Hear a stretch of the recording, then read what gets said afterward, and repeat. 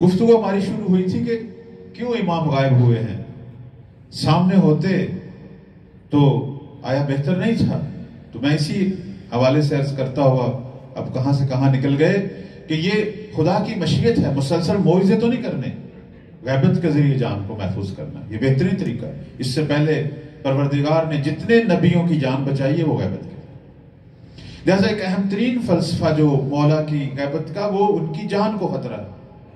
ابھی تک دنیا تشیع میں وہ ناصر سامنے نہیں آئے کہ جو تیار ہوں اپنے امام کی جان بچانے کے لیے۔ جذبات نہیں چاہیے، علم چاہیے، ہمت چاہیے، کام چاہیے۔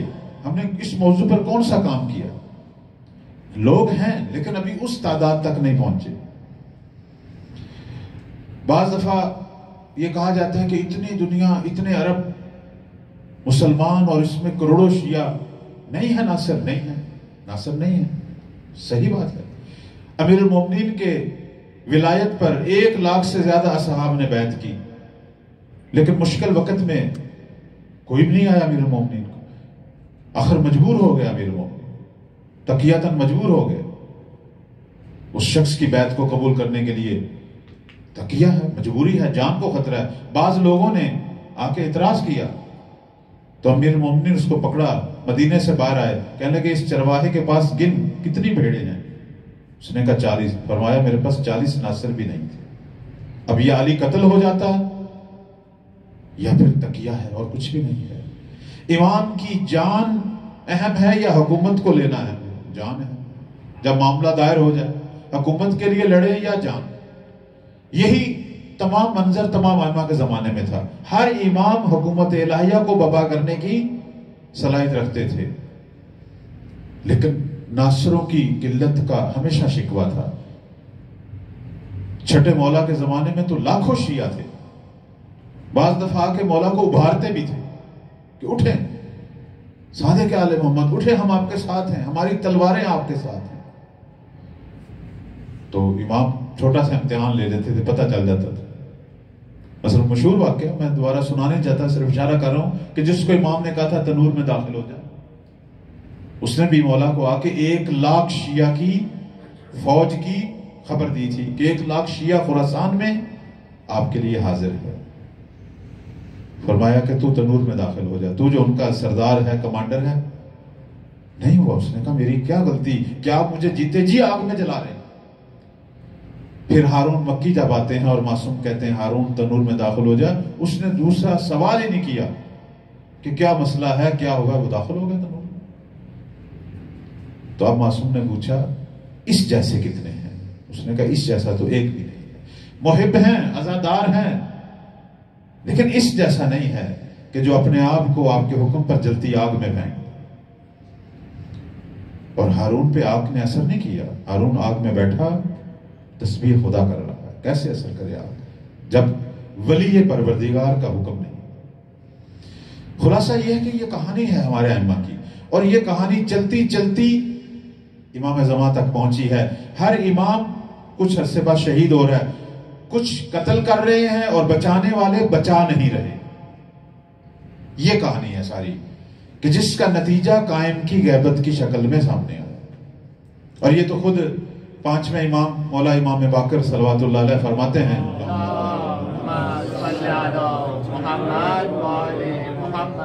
فرماتے ہیں کہ جب خدا کسی قوم میں ہماری ہم نشینی سے خوش نہ ہو، یعنی وہ قوم ہماری قدر نہیں کر رہے، تو پھر پروردگار ان کو ہم سے محروم کر دیتا ہے، ہمیں ان سے اٹھا لیتا ہے، ہمیں ان سے غائب کر دیتا ہے۔ قائم کی غیبت یہ ہے۔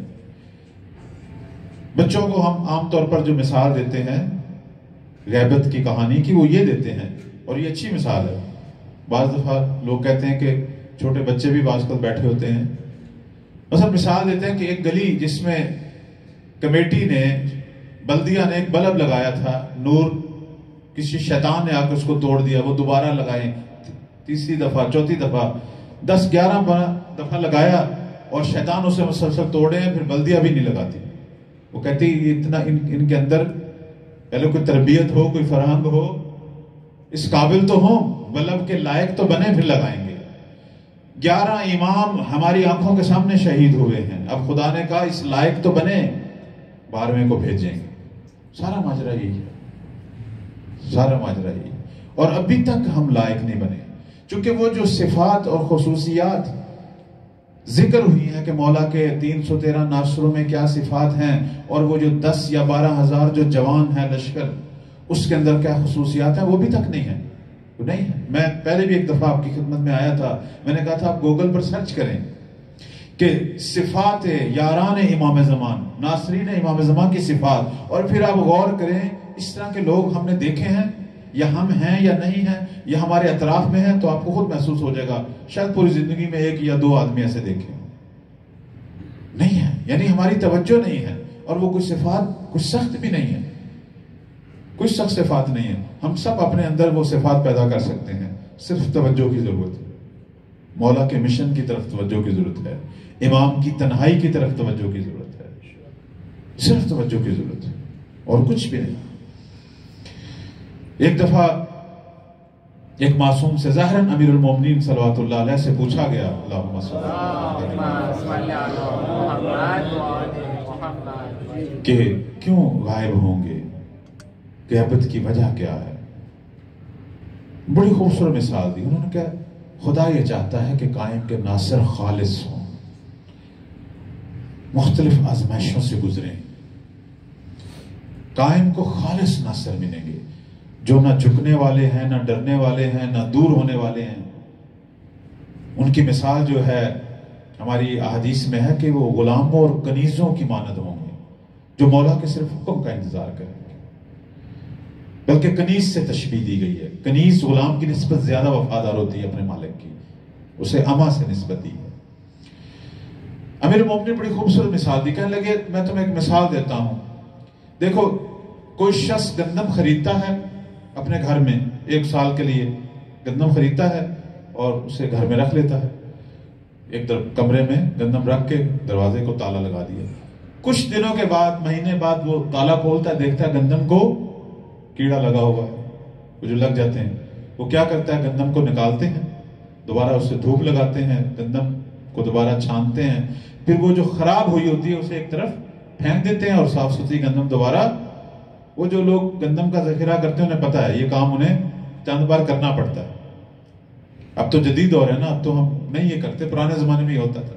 لیکن مثال بڑی اہم. فرماتے ہیں کہ پھر کچھ عرصے کے بعد دوبارہ وہ کمرے میں آتا ہے، تالا کھولتا ہے، دیکھتا ہے پھر کیڑا لگا ہوا ہے. پھر وہ دوبارہ اس کی صفائی کرے گا اور وہ خراب گندم کو خالص گندم سے، صاف گندم سے جدا کرے گا. 3-4 بار ایسا ہوگا. آخر میں جو گندم بچے گی وہ اتنی خالص اور قوی ہوگی کہ اب اس پر کیڑا اثر نہیں کر سکتا. فرمایا قائم کی غیبت میں ہمارے شیعہ اس طرح آزمائے جائیں گے، بار بار اس طرح آزمائے جائیں گے کہ آخر میں وہ جماعت ان میں سے بچے گی کہ جن پر نہ شیطان کا اثر ہے، نہ نفس امارہ کا اثر ہے، نہ دشمن کا اثر ہے، اور ان کے دل زبر الحدید، وہ ان کے دل خدا کی عبودیت اور اپنے امام کی اطاعت میں لوہے کے ٹکڑے بن چکے ہوں گے. وہ اتنے مضبوط اور مستحکم ہو چکے ہوں گے کہ اب نہ ان پر شیطان، نہ نفس امارہ، نہ دشمن کی سازشیں، کچھ بھی ان پہ اثر نہیں ہوگا. قائم اس خالص جماعت کے منتظر ہیں کہ جس پہ اب کیڑا، اب کوئی گناہ، اب کوئی چیز ان پہ اثر نہیں کرتی. کچھ لوگ یہ پوچھتے ہیں کہ یہ 313 یا یہ 10,000، یہ 12,000، یہ وہ تو نہیں ہوں گے کہ جنہوں نے رجت کرنی؟ نہیں میرے عزیزان، یہ زندہ لوگوں میں سے ہوں گے. رجت کرنے والوں کا ماجرا اور یہ وہ لوگ ہیں جو مولا کے ظہور سے پہلے تیار ہوں گے، پوری زمین میں یہ موجود ہوں گے، اور جگہ جگہ پہ یہ کلچر انتظار، مولا کے انتظار کا پرچم لہرائیں گے، کام کریں گے. ان کے بارے میں بشارتیں ہیں. کل جیسا کہ میں نے وہ انجمن وجدیہ کے موضوع پہ گفتگو ہوئی تو میں نے اشارہ کیا تھا کہ قائم کے ظہور سے پہلے 2 قسم کی جماعتوں کی خبر ہے. ایک تو وہی ہے کہ دنیا کی اکثریت گناہوں میں، ظلم میں ڈوبی ہوئی ہے، وہ سب چیزیں ہیں. اور ایک ایسی اقلیت ہے کہ جس کے بارے میں رسالت مآب صلی اللہ علیہ وآلہ وسلم کا فرمان ہے،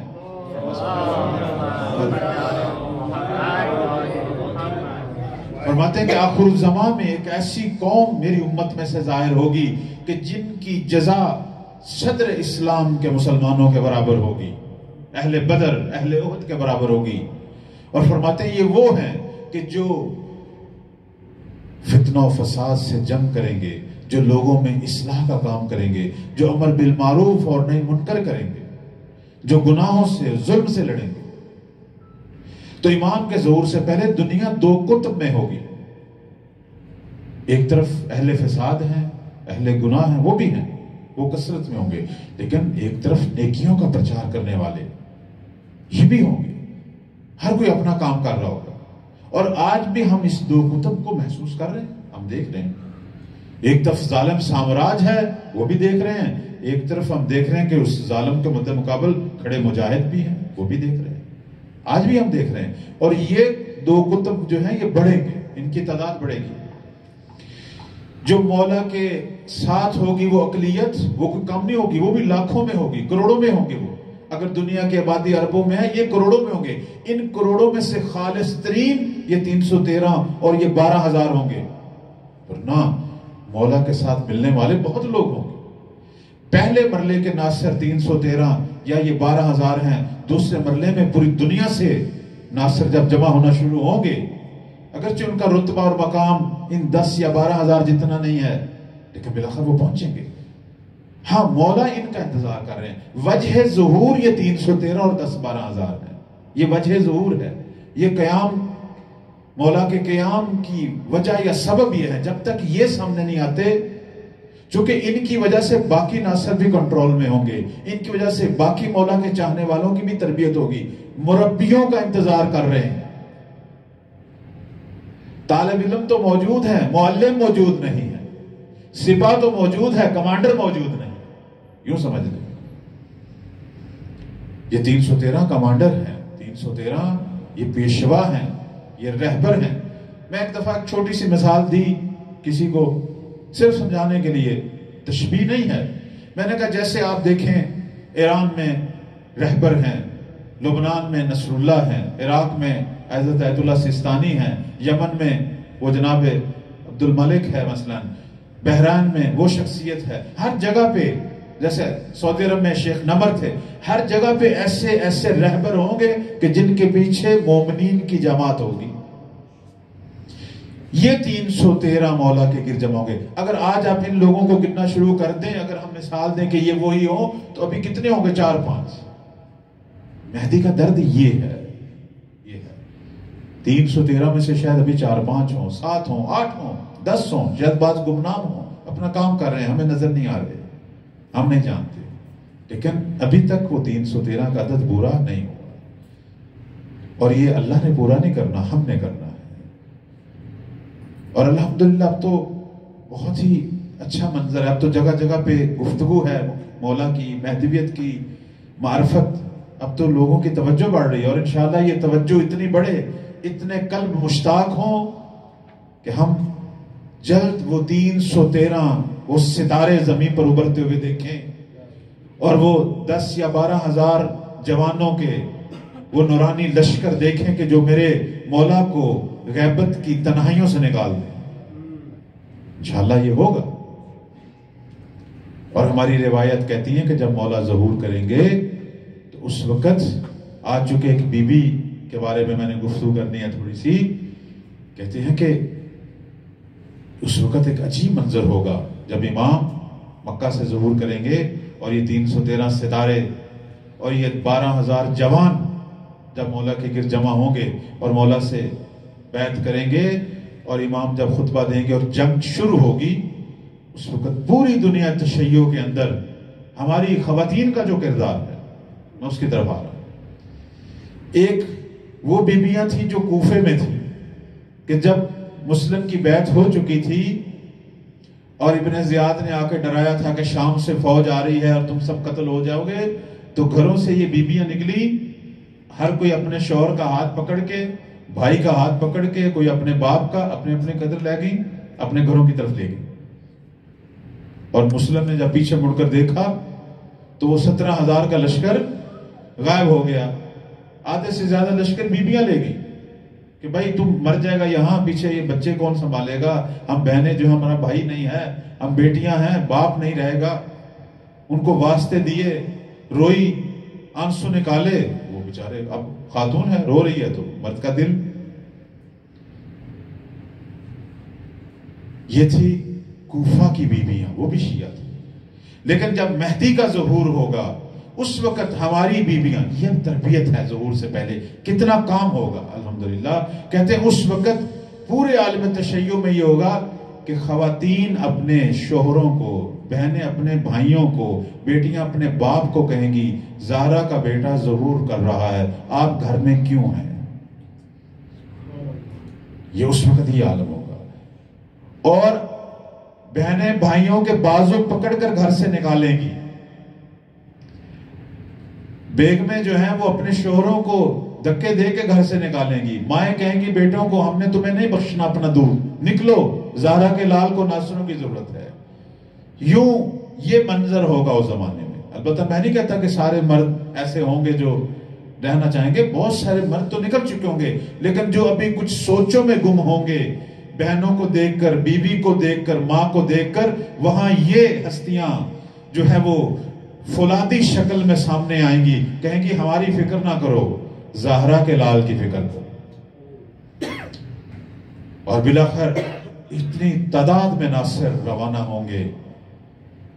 اور یہ ساری جو مائیں بیٹیاں، ان کا کردار ہم ایران انقلاب میں بھی دیکھ چکے ہیں، ایرانی انقلاب کے اندر بھی دیکھ چکے ہیں. خاتون جب ناصرہ کے رتبے پہ آتی ہے، اسے نہیں پھر پرواہ ہوتی کہ میرے 7 بیٹے شہید ہوئے ہیں یا 6.